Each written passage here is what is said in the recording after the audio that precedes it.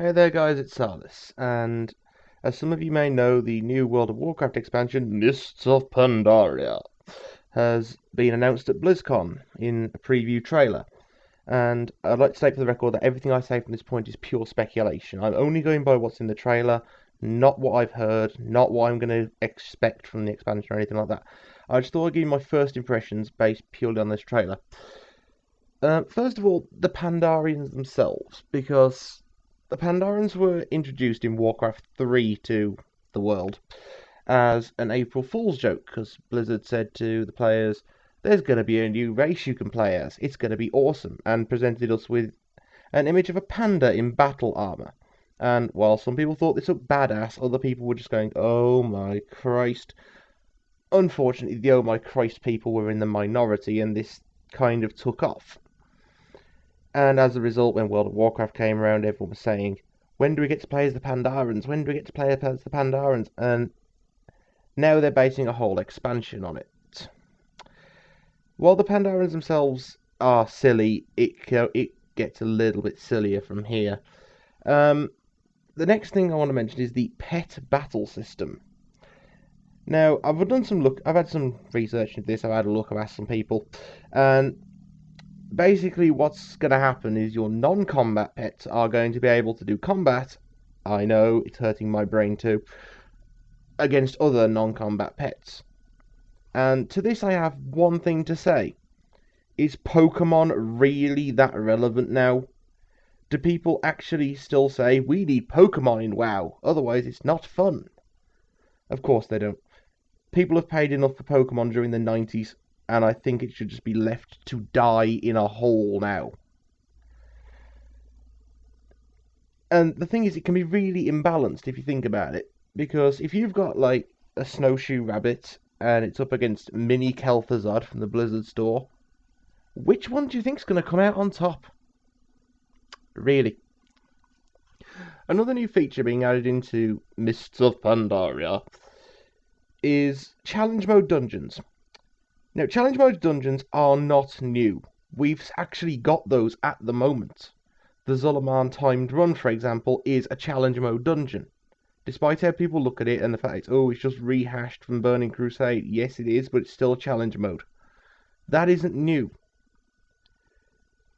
And they're bringing back world bosses and world encounters again, which I'm quite glad about. It actually makes the game more engaging, gives me less reason to sit around in Stormwind doing nothing but queuing for dungeons. The only thing is, this is just because Guild Wars 2 has it. Guild Wars 2 has a system whereby you can be walking through somewhere, see a house on fire and pirates looting it. You can either choose to kill the pirates and save the person, or ignore it and let the person in the house burn to death. Now, Blizzard have introduced this with you're in Goldshire, for example, and massive wave of kobolds is attacking. You kill kobolds. You then have to kill leader of kobolds, and you get useless items, which, from what I've read, are only useful for transmogrification. They really are pushing that feature. However, my opinion of Mists of Pandaria as a whole is not necessarily a bad one. I like the idea of the monk class. It's quite cool. If it plays like the Diablo monk, as I'm sure you've all seen from Diablo 3, it could be a very, very good class. Apparently it's going to work like a paladin, where it's got tank, healer, and melee DPS kind of going for it. And yes, by the way, the Pandaren monk can be a Pandaren brewmaster. And if it works the way it does in Diablo 3, I'd be very, very happy with it. I could probably stand playing it for about a month, maybe. I mean, I'm not overly enthused about it at the moment because, to be fair, they haven't even announced who the big bad is at the end of it. With all the other expansions, it's been very, very obvious. Burning Crusade, kill the Burning Legion. Wrath of the Lich King, kill the Lich King. Cataclysm, even though it wasn't in the actual title to suggest it. The trailer did mention Deathwing. And considering the Mist of Pandaria trailer features Deathwing, I don't want to fight him again. But I wouldn't be surprised if we have to, given Blizzard's tradition of not letting dragons die. Let's not forget Onyxia, everyone. She can never be allowed to die. She should be just allowed to rest in peace by now, surely. We've killed like infinite times. And the only thing that detracts a little bit from the monk class for me is the fact it's not available for Worgen or for goblins. So neither of the two new races introduced in Cataclysm can be monks. And I think that's mostly to stop every Alliance player creating a Worgen monk, because the Worgen have overall the best starting zone. It's got the best script, it's got the best storyline, it's got the worst camera angles. But enough rage about camera angles. And again, every Horde player will most likely, if they are interested in fun, pick Goblin, because the Goblin starting zone is hilarious. I loved the Goblin starting zone. After that, it was kind of lackluster, just like the rest of the game. But with these new features that are being introduced, I like the fact that the game's now becoming more of a interactive world. It's becoming more interesting. It gives you less reason to sit around in cities, causing them to lag like hell. But I think a lot of it is just fluff. I mean, it's getting to the point now whereby the engine it's about 6 years old, and they're starting to realise there is limitations without completely rebuilding it, which would involve a lot more work. I mean, you saw how much work they did in Cataclysm. That to reshape the entire planet, and that took a long time.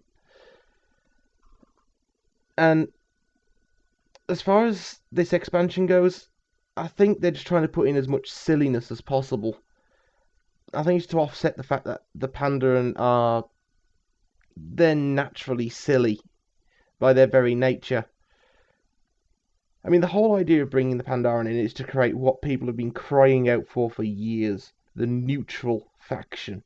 Neutral factions are very, very, very good ideas.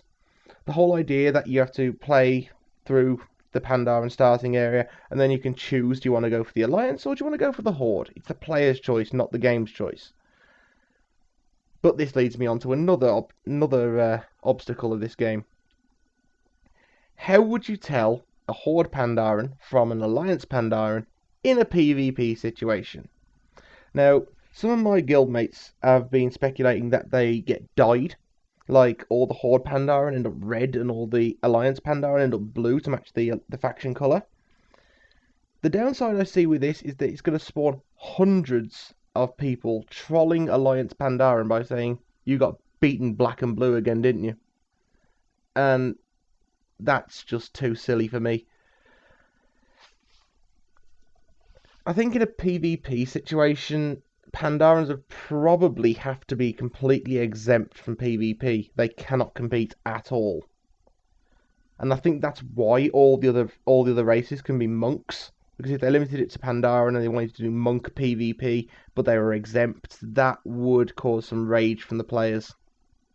I mean, I'd be interested to see how they implement it. I really would. But as far as I can tell, they're going to have to be exempt. And obviously I'll try to keep you up to date with any more Mists of Pandaria news as and when it comes out, and as and when I get time.